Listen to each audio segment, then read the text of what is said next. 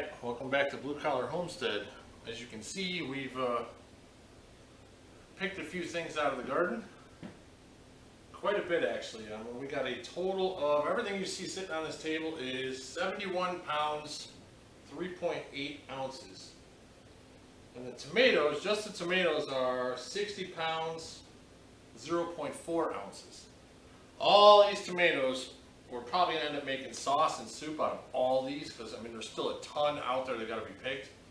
Now, we did have a problem with that blossom end rot. We lost probably, roughly maybe a third of what we should have had because, I mean, the bottom ends are just all black and nasty and you can't really do a whole lot with them. They're rotted, so they're pretty much bad. So, but it's still a pretty good haul. So, I mean, right now we're probably 120, 130 pounds total out of everything we've pulled so far, and it's still towards the beginning of the season for pulling stuff out. So I mean, this is going to go on for probably about another 2 months, maybe 2.5, depending on how the weather is. So you can see we got tomatoes, zucchini, green peppers, cucumbers, jalapenos. There's even a few green beans made it out. Those just are a couple.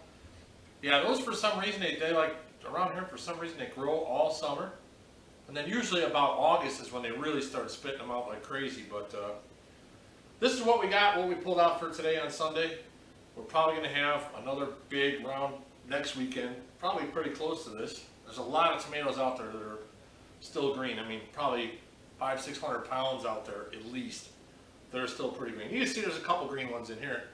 When you're moving things around, they fall off. We're not just going to leave them there to rot. Might as well bring them in. We'll put them on the windowsill, and when they turn red, we'll eat them.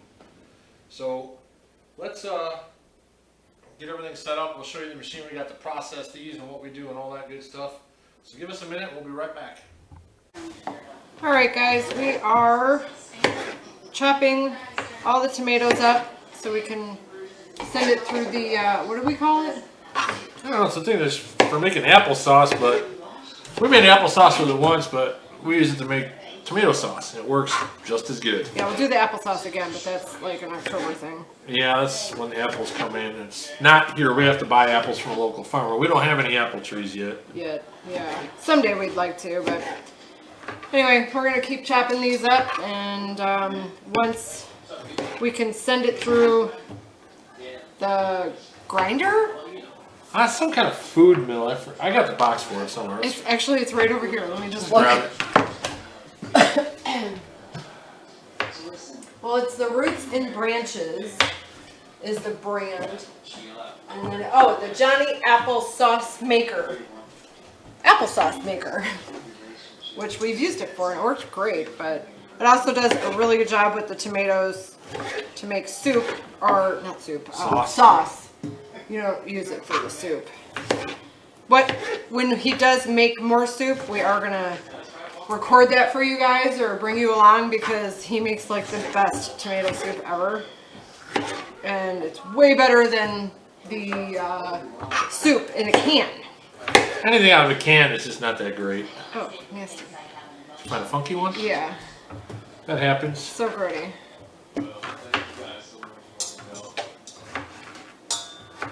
Oh, just keep cutting away. Cool. Alright, we're going to send all these chunks through this thing. However, we just got this little attachment. Okay. And I got it. This is the motor. This didn't come with a motor. This came with like a hand crank that you had to, do one of those deals. But how many tomatoes we're planning on having this year? It's just, that's too much of this. I don't know, the motor was like 50 or 60 bucks. So I would imagine it's probably worth it. Rather than sitting here and cranking by hand for 2 months or 3 months, however much it takes. But you can see how we cut all these up. We're just going to load this up in there. I'm going to turn this on. You're going to see that it's going to spit all the seeds and skins out of this thing, and all the liquid's going to go down in this bowl. The liquid's the part obviously for making your sauce. Now once the liquid's out, you'll see it's kind of watery. Trent will throw it in a crock pot or like an oven roaster and let it run for about, I don't know, 24 hours. 24 hours? 24 hours. And it kind of cooks down and thickens it up a little bit.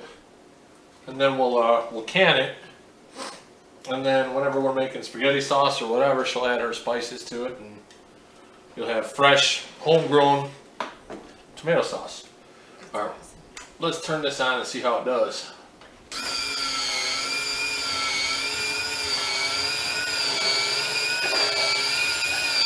Yeah, it's going.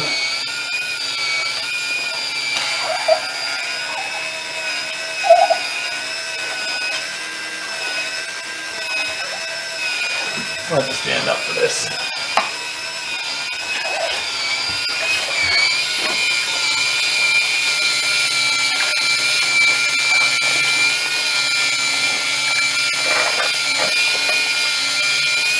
That's pretty much how this thing works. Now, it takes a lot of tomatoes to make tomato sauce. Hold on, I gotta turn this thing down a little bit and start to spray everywhere. Yeah, I don't want it on my wall. Yeah.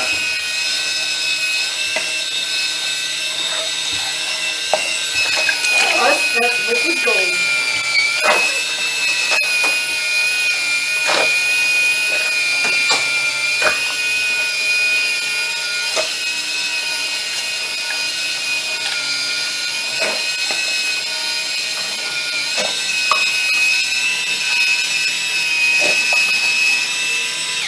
It's funny though, because you see the motor, you see it like cranking too, like it's. Well, the motor just sits on there, and this little latch catches right there. That's all it is. It's Yeah, not like, you see the motor like.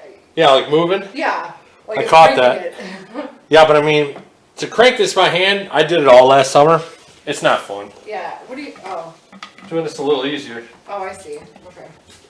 So. I don't know why I thought that was the sauce at first. I'm like, what are you doing? No, but sometimes I will run this through again. Yeah, the seeds and the skin, he'll run it through it again to get everything out of it. Yeah, I don't like to miss anything, but. And then we give it to the chickens, so Yeah. really nothing go to waste. And then whatever's left, like all the bad tomatoes over there, or tops we compost or whatever. All right, now I'm going to send all of this stuff back through. This is all the skins, seeds, all that stuff's in there. And you see this bowl is pretty much empty. But I'm going to guess, sending this through, I might get another half a bowl of juice out of this. So we're going to shove this back in there and let it rip again. The only problem I might have, uh-oh, I'm making a mess now. I'm going to kill you. Stepping over the line, woman. All right, hold on. Your dog's eating it now, so he's Well, okay. he's fine. Good for him. He must not want you to die.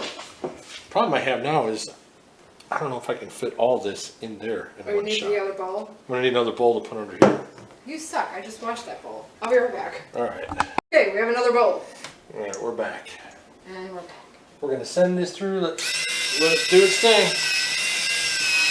What's that camera? See all the juice coming out of there? Still getting more juice out of this. So yeah, I'll send this through twice usually, and then whatever's left after this, we usually just feed to the chickens or compost it.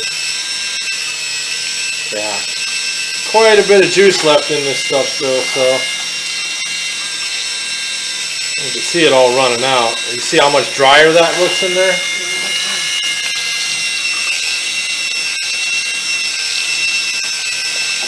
Alright, well, you get the point of that. We'll show you what the outcome is, how much actually juice we get out of this when I'm done with all of it. Yeah, and then we'll show you what we have in the pot. Yes. Alright, as you can see, we got a little over half a bowl, I'd say, and this stuff is definitely way drier than it was before. So by sending that through, I mean, you get quite a bit more by sending it through a second time. You know, all the waste or whatnot, but we'll probably throw some of this out for the chickens, let them eat it all, that way everything gets used. And then we'll let the rest of this stuff cook down for a while. Yeah, I'll follow you over there. Yeah, well, you can see right here, these we're going to let sit for another day or so. They're still just Oh. rosy. They're not like red, you know, so I'm just going to let them sit for a few more days. But look at this giant thing. This is 18 quarts. And it's, you know, it's about 1.5 inches from the top. So yeah, there's quite a bit in there. Yeah, and we're going to let that go for 24 hours. When it's ready to be canned, I'll come back and show you, like, if it's... You're going to see it go down. Yeah. It's going to cook down and like get evaporate thicker. a little bit, yeah. So So, yeah, that's how we do it. yep, we'll be back tomorrow. All right, all those, well, not all those tomatoes. We kept some out, but I got 6 quart jars out of that. Actually, 7.5. We're saving some for dinner tomorrow night. So I'm going to store these away. So these are my 6 quart jars of tomato sauce. And then, I know you guys are probably tired of hearing about the freeze dryer, but these are the green peppers that we harvested. We did 3.5 trays of that. I wanted to give apples a try, and then strawberries again. And then because we love the tomato slices so much, these are our own tomatoes. And we put garlic powder on those too. And then Tim's about to stir everything up. You don't want to be on camera. I don't have my hat on. Oh, you don't have your hat on? That's okay. I want you to try an apple though. Alright. Sorry guys. Let me see. Pretty good. You know what a good test would be? The dog? Yeah. He goes crazy for apples. Sit. Want an apple? Hey. Nice.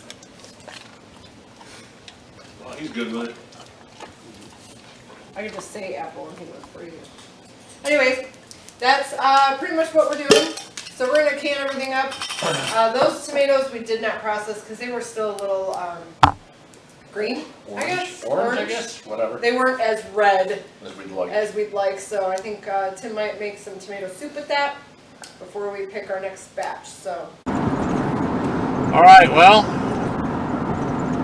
we went to Tractor Supply to get chick feed and propane, and of course, chicken math strikes again. Ended up leaving with chicken feed, 4 new chickens, Easter eggers, so they lay all different colored eggs, like blue and green and all different colors. Forgot about the propane, so I'm going back now to get the propane and pick up a 4-wheeler. So yeah, Tractor Supply is one of them stores, man. You go in, you ain't getting out of there without spending some kind of money. You know, we're going to pick up this 4-wheeler. It's a small 4-wheeler for our daughter. I mean, I got one that I drive around. It's too big for her though. But so we're gonna pick that up, and then we'll show it to you when we get it home and whatnot, and probably do a review on it at some point and see how it goes. Well, we're just about there. There it is.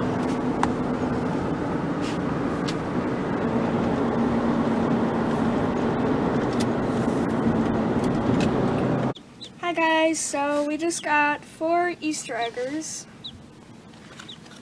And these chickens grow a beard like Billy Gibbons from Oh ZZ my Top. gosh. Okay. We want to breed the Polish and the Easter eggers to see. It should be a, what is it, a floofy beard. It'll have An a Afro beard. beard. It'll have a beard and a mullet. Hold it up, Paige. It's okay. Tractor Supply strikes again. Ha. But we got a deal on these, and we will show you why very soon. All right, we're loaded up. I finally got the propane I went there for originally, and I got that loaded in the back. So we gotta go home, put fresh oil in it, gas it up. It's got like a 20-hour break-in period where you can only go like half throttle or something like that. So, but we're gonna try it out and see what happens, I guess.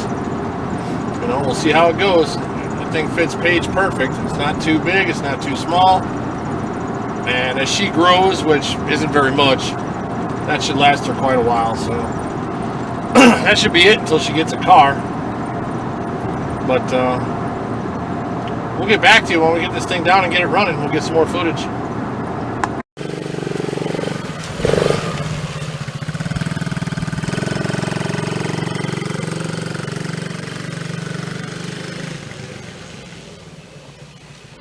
Well, it seems to work. Yeah. She probably wants to go faster, but it's got to get broken in first.